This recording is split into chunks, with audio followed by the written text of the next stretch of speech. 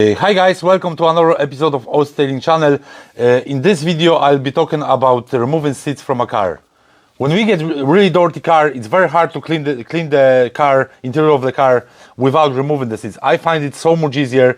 It's not just the reason that I want to clean this area underneath around the seat, but when we have the seats out of the car, it's so much easier to clean everything because we can see different places from different perspectives, and we're getting that fine detail done. It makes the job basically so much easier for us. In general, this job is very simple, usually straightforward. In most cases, it takes me 5 to 10 minutes to remove two front seats. But for people who haven't done this before, the whole thing might seem to be very scary because you'll have some cables underneath for airbags, for seat belts. I'm going to show you how to approach this job so you can do it with safe manners. Obviously, before we take out the seats, we need to consider a couple of things.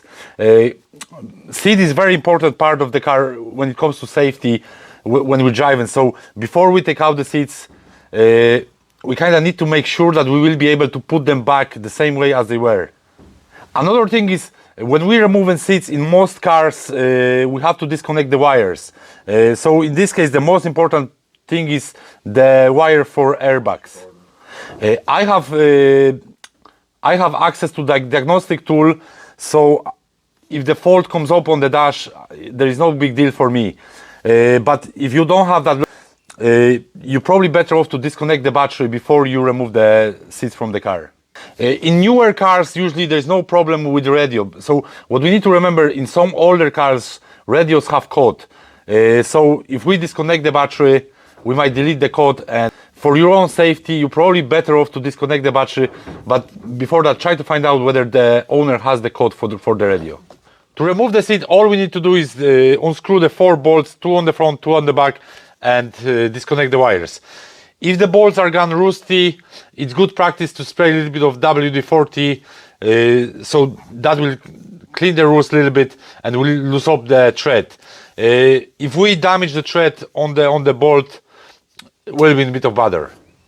In some cars, you could be very surprised, like especially some old Japanese cars, you don't have any wires underneath. So all you need to do is unscrew 4 bolts and job is done. If we have standard set of sockets and set like this,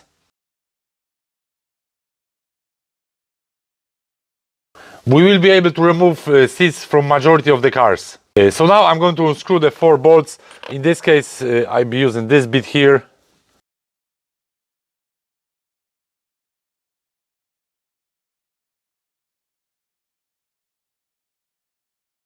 When we have electric seat in the car, it's better to unscrew the back bolts first and move the seat to the back so we can see the rails. That's for a reason, when we're removing the seat itself, we can see the rails so we won't hit the steering wheel in that case. So now I'm going to move the seat to the front to create access for the back bolts. If the access is poor, what we can do, we can lift the whole seat if there is option like this. So that will create us more access.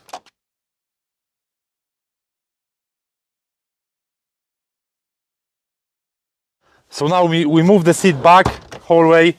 We can tilt it up. And now we need to disconnect the wires. So in this case, the wires are here. And in this case, it's straightforward because all we need to do is press the lever here. This comes out. There's connector here, so in this case we just press the lever at the back of that connector there, comes out, and there's another one here. All I need to do is just press this out and pull out. So in this case, you've seen the connectors.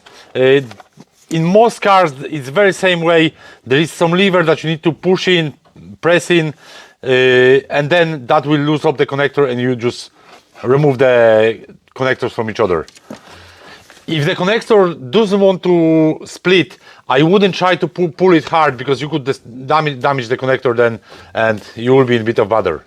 When it comes to removing the seat itself, the most important thing is to remove it that we don't scratch any of the surfaces, especially steering wheel on this side.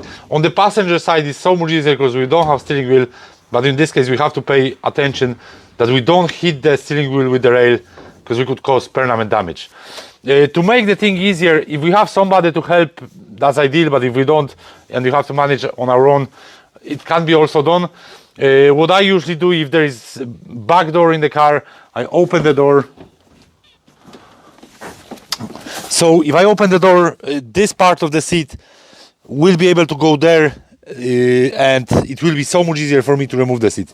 So what I do, I tilt the seat and just pull it out like that, and the seat is out. So the seat is removed, and now we can see how much space we created, and the door that is there, we would be ad nauseam trying to remove that door when the seat is in the car.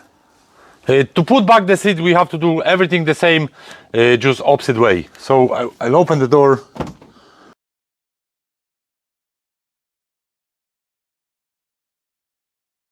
Put it in place. And now just connect the wires.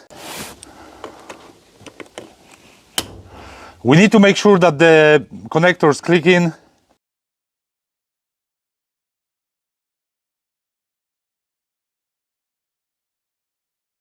And now all we need to do is just screw back the seat.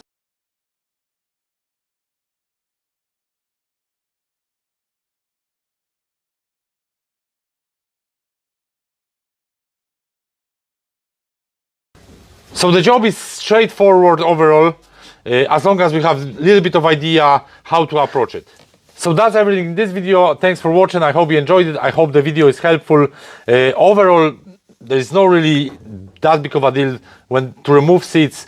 The main thing is when we're trying to remove the connectors, to don't pull them too hard. We have to find the lever. If we find the lever that unlocks the clip, then we'll be fine. If you like the content of my channel and you want to see my other videos, make sure you subscribe my channel so you don't miss them, and see you on the next one.